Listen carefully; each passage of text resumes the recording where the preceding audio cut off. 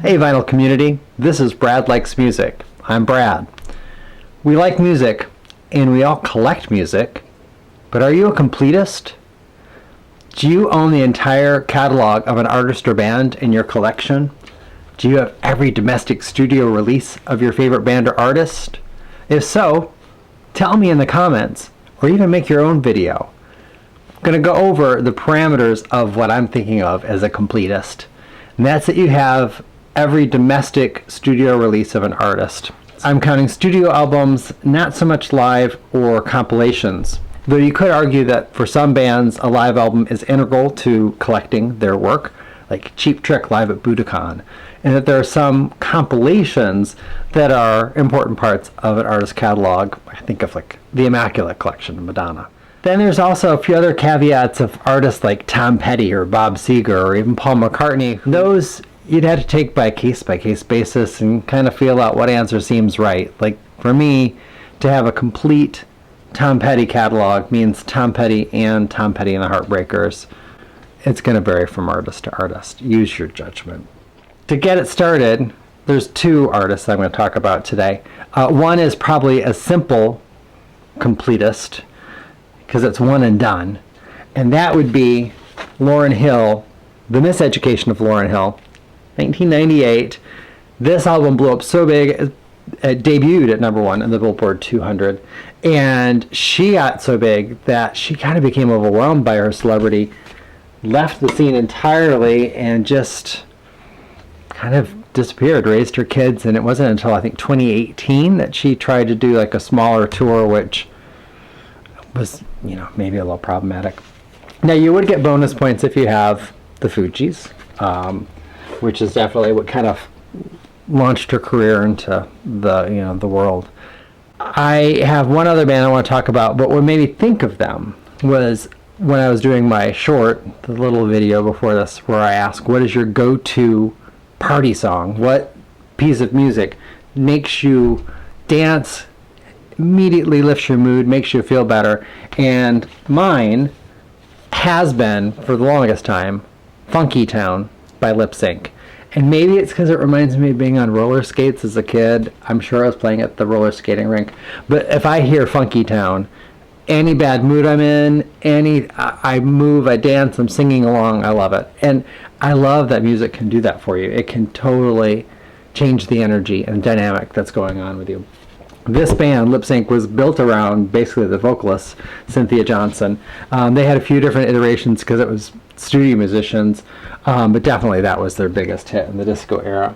But then I was thinking, well, there are songs that do that, but there are also albums that do that, where the entire album is just a joyride. And they have 3 albums, so it's a relatively easy one to complete, and it's Deee-Lite. And their first album was World Click. It had probably their biggest hit to date, well, their biggest hit, period, Groove is in the Heart. This album came out in 1990. It's a trio consisting of Lady Keir, who is the lead vocalist. She was in school for fashion design where she met DJ Dimitri. They wanted to form a band. They also met Tawate. They made Deee-Lite. Tawate was a DJ. The biggest hit was, like I said, Groove is in the Heart. Sampled a Herbie Hancock song called Bring Down the Birds, which was from a movie soundtrack. They brought on Bootsy Collins, and Q-Tip did the rap. Amazing song, fun album.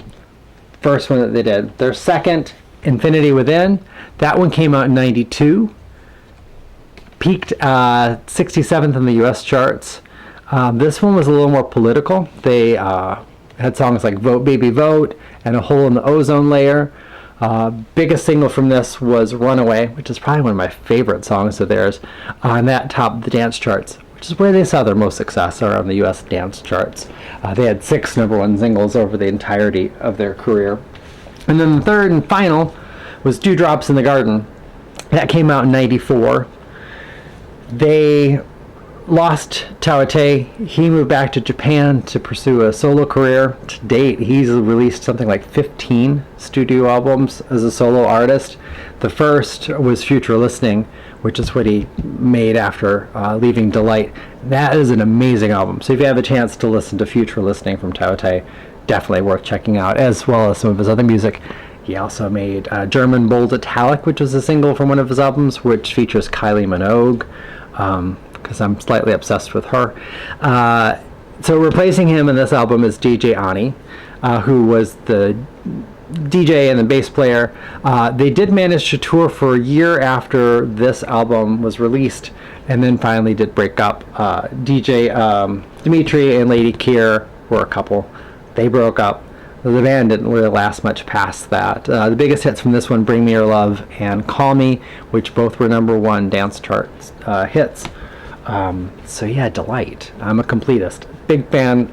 Always loved their music. Loved it when it first came out. Just remember dancing to remixes of that. It was the early 90s. It was a fun time to be at clubs, to be honest. I'm going to do more of these because when I was digging through, I did the Rob Walker vinyl tag and realized in my collection there are a lot of artists that I clearly like a lot because I have every single studio release that they had. So with this, I'm going to do a few more. Tell me in the comments if you have an artist or a band that you're a completist for. Like and subscribe for more content. Thank you. Bye.